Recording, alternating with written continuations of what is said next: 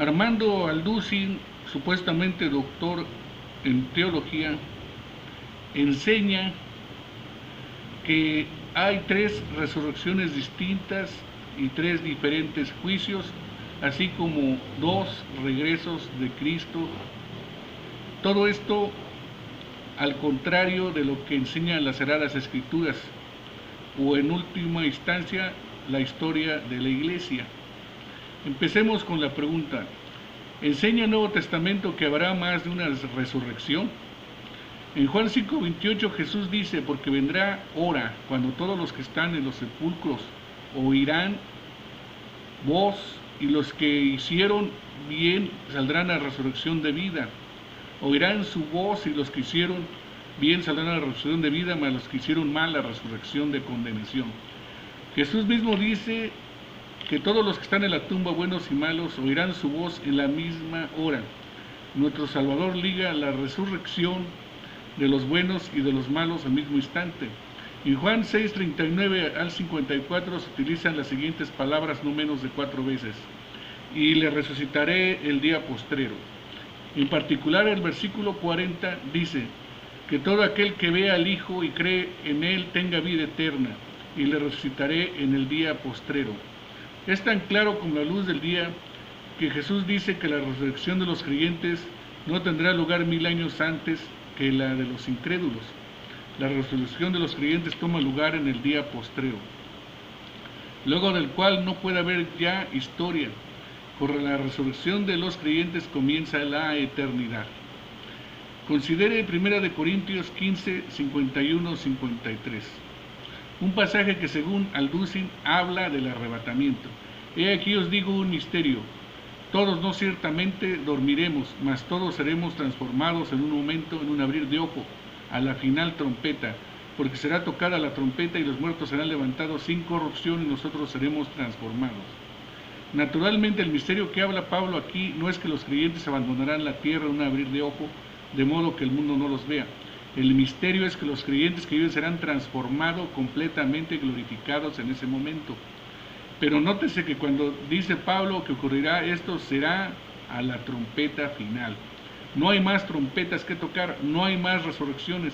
7 años más tarde o después de los 1000 años, la trompeta final, en el momento de la resurrección de los creyentes, la historia de este siglo se acaba, es el amanecer de la eternidad. La parábola del trigo y la cizaña en Mateo 13, 24-30 nos informa que los creyentes no serán quitados 1000 años antes de la resurrección y del juicio de los injustos. En Mateo 13, 39 Jesús dice: la siega es el fin del mundo y los segadores son los ángeles. Y en el versículo 30 dice: dejar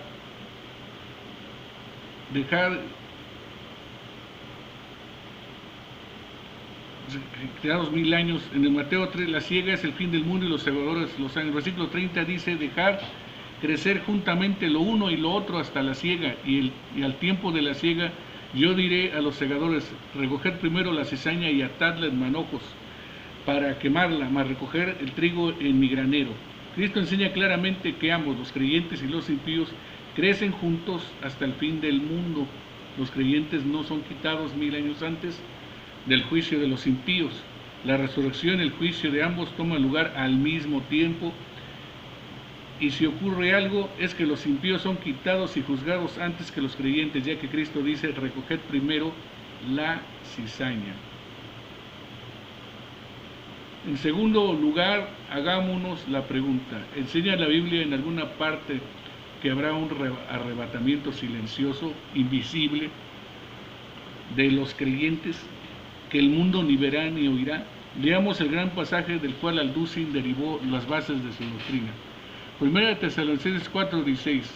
Porque el mismo Señor, con aclamación, con voz de arcángel y con trompeta de Dios, descenderá del cielo, y los muertos en Cristo resucitarán primero.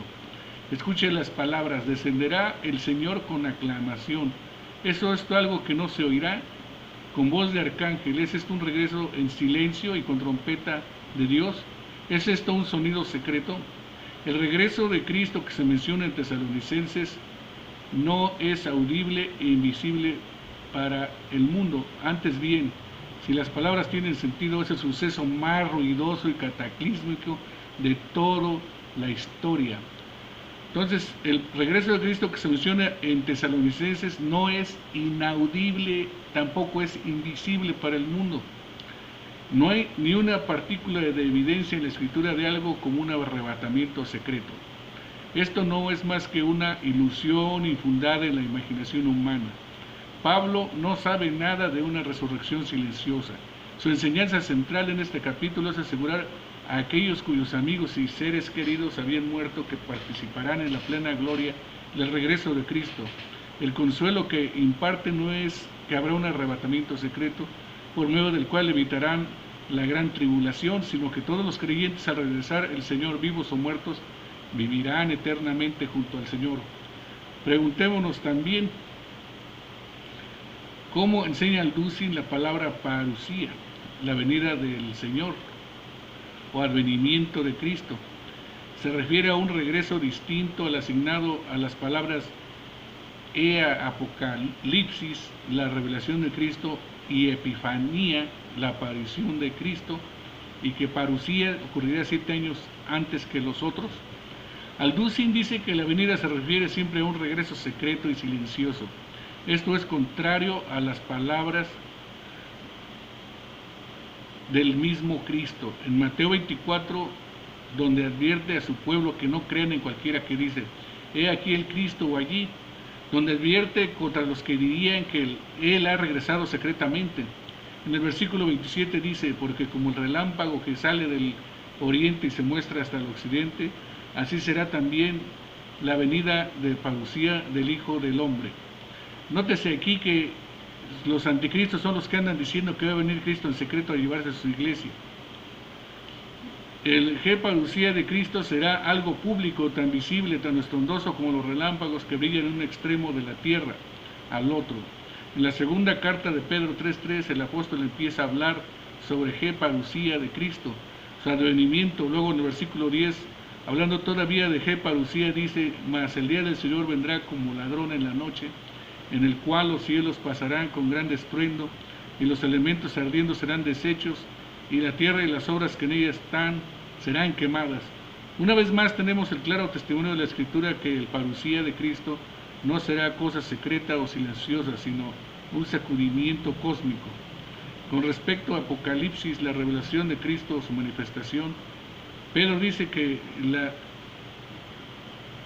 a la iglesia en su primera epístola, en el capítulo 1, versículo 13, esperad perfectamente en la gracia que os es presentada cuando Jesucristo os es manifestado. Este pasaje se refiere al regreso de Cristo y ciertamente debe ser el mismo regreso indicado por la palabra parusía, porque ¿cómo podía esperar en la gracia si hubiesen ya con la enseñanza de Alducin estado con Cristo en el cielo por 7 años? En la Epifanía, Jesús, la aparición es mencionada en 1 Timoteo 6:14. Ahí leemos que guardes el mandamiento sin mácula ni represión hasta la aparición de nuestro Señor Jesucristo. La aparición debe referirse al mismo regreso de Jesús como a su venida, porque ¿cómo podrían guardar el mandamiento sin mácula ni represión hasta la aparición de nuestro Señor Jesucristo? La aparición debe referirse al mismo regreso de Jesús como su venida, porque ¿cómo podrían guardar el mandamiento hasta la aparición si hubiesen ya sido arrebatados 7 años antes de que ocurriera? Por supuesto, muchos otros textos pueden mencionarse, pero estos bastan para demostrar que el lenguaje del Nuevo Testamento con respecto al regreso de Cristo bajo ningún concepto indica que habrán 2 regresos, sino que claramente muestran que habrá un solo regreso de nuestro Señor, definido por medio de 3 palabras griegas distintas. En conclusión, permítame decir algunas cosas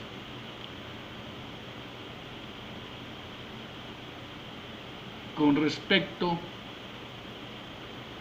a estas 3 palabras utilizadas para designar el regreso de Cristo.